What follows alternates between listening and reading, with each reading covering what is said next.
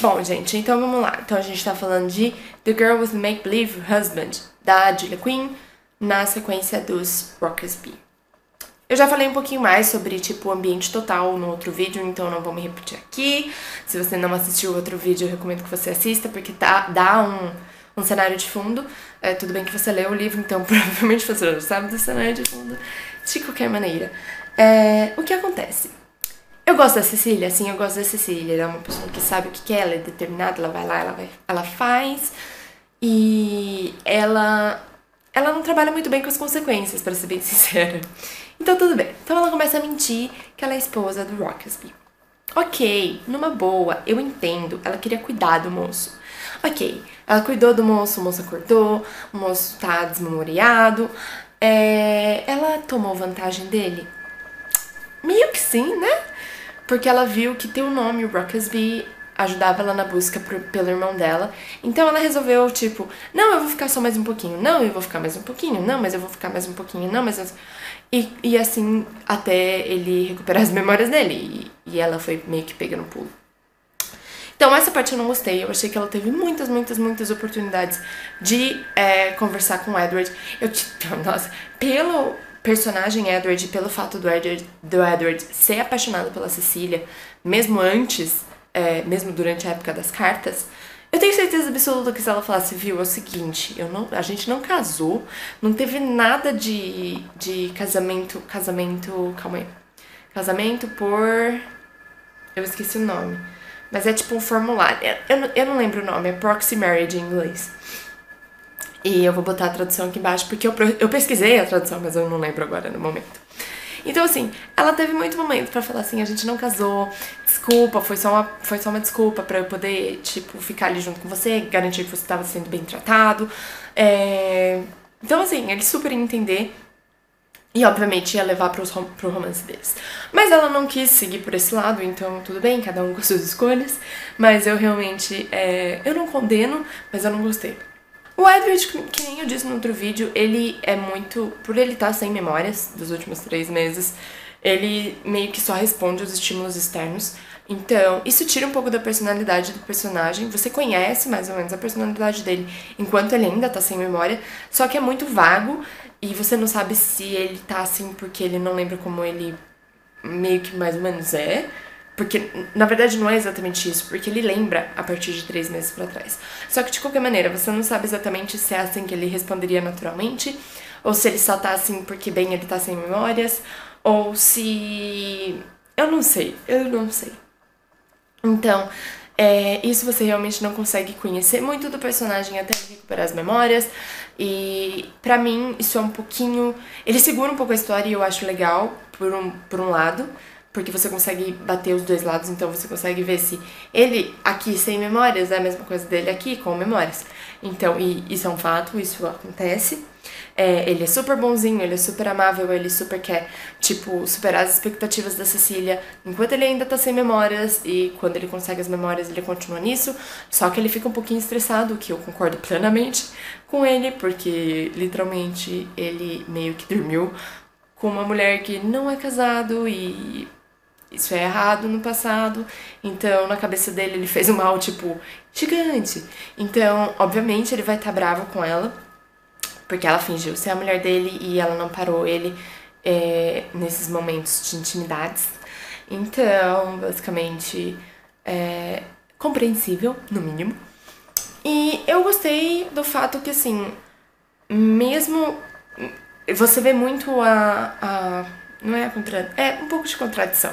A contradição com que ele passa no momento que ele recupera as memórias. Então ele quer enfrentar a Cecília e falar pra Cecília que ela é, tipo, uma louca desvairada e que eles têm que casar, mas ele sabe também que ele não pode fazer isso agora, porque justamente como ele recupera as memórias, ele sabe que o Thomas tá morto. Quer dizer, ele descobre que o Thomas tá morto e ele conta pra Cecília que o Thomas tá morto. E ela tá, tipo, de luto. E, basicamente, ele não quer acabar com com esse apoio emocional que ele pode dar pra ela como marido e não como amigo. Então, isso tem muito do caráter dele e eu acho muito bonitinho. Que mais? O fato, deixa eu ver. Eles sempre estarem juntos, querendo descobrir, então, as coisas. Eu adorei essa parte. Que você não sabe exatamente o que aconteceu com o Edward. E você quer saber o que aconteceu com o Edward. Pra ele aparecer, tipo, sem o uniforme dele, sem os pertences dele, na beira do rio, do mar, do, sei lá. E você não sabe como isso aconteceu. E você quer muito saber como isso aconteceu. Pelo menos eu queria muito saber como isso aconteceu. E enquanto ele não tem memórias, ou no momento que ele tá recuperando as memórias lentamente, você consegue ter, tipo, vislumbres disso. Mas você não sabe a imagem total, que é o que você consegue só quando ele recupera as memórias. Ao mesmo tempo, você quer saber onde raios está o Thomas.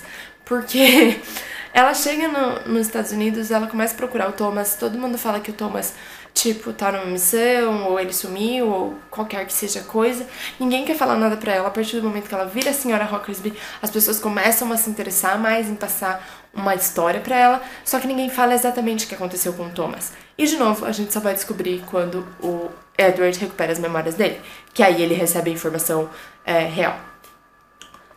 Eu fiquei chateada, juro mesmo que eu fiquei chateada, quando a Cecília recebe a informação que, tipo, o irmão dela morreu e ele tá enterrado, tipo, em território inimigo, basicamente, e ela nunca vai...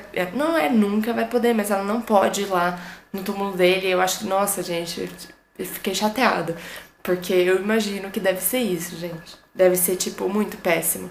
Você não pode falar com seu irmão e depois se descobre que, tipo, você não pode visitar nem o túmulo dele. Então isso é horrível, eu achei... Nossa, eu fiquei muito chateada. E que mais que teve?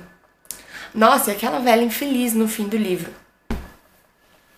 Quando ela já tá no Rhiannon, fugindo basicamente dos Estados Unidos, e ela tem que dividir a cabine com uma velha infeliz lá, uma velha chata e caquética, e basicamente a velha fica tipo, não é pra você estar aqui, porque eu comprei a passagem e me falaram que eu ia ficar sozinha.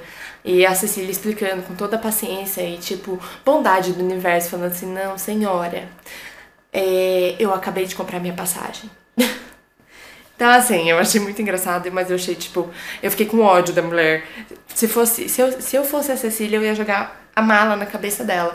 Ia falar, velha, você fica no seu banco, que eu fico no meu, e ninguém se conversa. Um outro fato que, assim, da Cecília que me irrita completamente é o fato dela toda hora ficar pensando na Billy. Então, basicamente, a Billy é a menina do primeiro livro que casou com o George, o irmão mais velho do Edward. Porque eles são vizinhos. E todo mundo falava que ela e o Edward ou o Andrew iam casar. E a Cecília sabia disso porque o Thomas já tinha comentado numa das cartas que os dois basicamente estavam meio que prometidos um pro outro e que eles se davam muito bem e que o Edward gostava muito da Billy. E daí ela enfiou na cabeça dela que o Edward ama a Billy Bridgeton. O que é uma mentira, porque ele não ama a Billy. Ele gosta muito da Billy, mas como amiga. E então... esse negócio dela toda hora ficar, não, mas você ama a Billy. Não, mas você tá prometido pra Billy. Não, mas você... Tipo, pergunta pro moço, oi, tudo bem, é o seguinte, tá? Já que a gente vai casar, você não ama a Billy Bridgeton, vamos definir. Acabou, gente, simplicidade 1000. Mas não, fica inventando, enrolando, blá, blá, blá. Tudo bem, respeito a escolha, não é o que eu faria, mas respeito a escolha de cada um. Então, no fim, o que me irritou, não é que me irritou, mas que não me apeteceu nem um pouco, o fim. Então, volta o Edward e a Cecília casados já, chegam na casa dos Rockersby e eles são recebidos pela Billy, que por acaso já está casada com o George, mas eles não sabem disso. Então eles começam, aí tipo, a Cecília volta a pirar um pouco na batatinha da Billy Bridgeton e daí eles descobrem que eles estão casados. E eu achei bonitinha essa parte, só que eu odiei a parte que, tipo, porque o Edward, Cacilda, eu tô trocando Andrew e Edward. Edward. Então, quando o Edward pergunta do Andrew pro George, então, tipo, onde ele tá, o que ele tá fazendo na vida, porque ele ele trabalha pra Marinha. E daí o George vira assim, nossa, não, porque a história do Andrew é uma história muito engraçada e muito longa. E daí acaba assim o livro, daí eu fiquei tipo, que é isso? Eu tô assistindo uma comédia no Warner, que tem aquelas risadinhas de pessoa morta no fundo. Não sei, achei péssimo. Então, é isso aí. De maneira geral, eu gostei muito do livro, eu achei o livro muito bonitinho, eu adorei o mistério por dentro do livro, também o romance, que é um pouco mais lento que os outros, mas ainda assim é muito bonitinho. Então é isso, gente, eu espero que vocês tenham gostado do vídeo. Se vocês não forem inscritos no canal, não se esqueçam de se inscrever nesta bolinha aqui. E aqui tem uma sugestão de um outro vídeo que talvez vocês gostariam de ver, talvez não. É o algoritmo do YouTube, gente, desculpa. Então é isso, eu espero vocês na semana que vem e tchau!